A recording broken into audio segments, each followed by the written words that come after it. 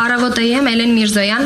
Պարոն Թաթոյան, վերջերս Հայաստանի քաղաքասարակության ներկայացուցիչներն այցելեցին Բաքու, դրանից առաջ էլ ադրբեջանցիներն էին եկել Երևան։ Խոսվում է Հայաստանի եւ Ադրբեջանի հասարակությունների միջև խաղաղության հաստատման մասին։ Դա որքանով է իրատեսական համարում Ադրբեջանի այս քաղաքականության պայմաններում, երբ բանտերում են հայ գերիները, արցախցիների նկատմամբ տեղի են ունեցել ցեղասպանական գործողություններ,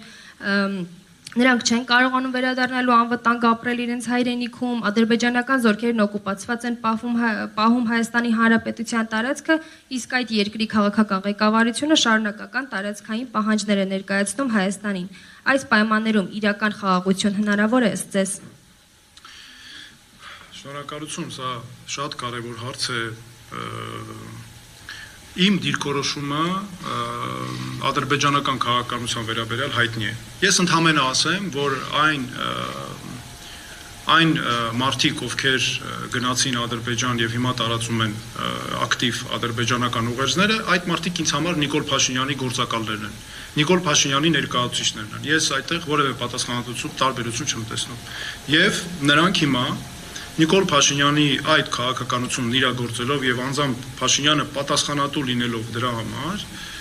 ավելի է բացում Ադրբեջանի ձեռքերը, որպեսզի մեր նկատմամբ ել ավելի մեծ վտանգավոր քայլեր ձեռնարկեն։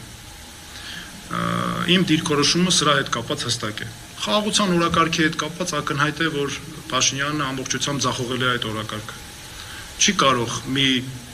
երկրի ղեկավար, որ 3 պատերազմ, 3 պարտություն է բերել, նոր ցեղասպանություն է բերել, խաղաղության օրակարգից խոսել։ Սա հստակ է։ Խաղաղությունը այն է, ինչ իրականում մենք ենք առաջարկում։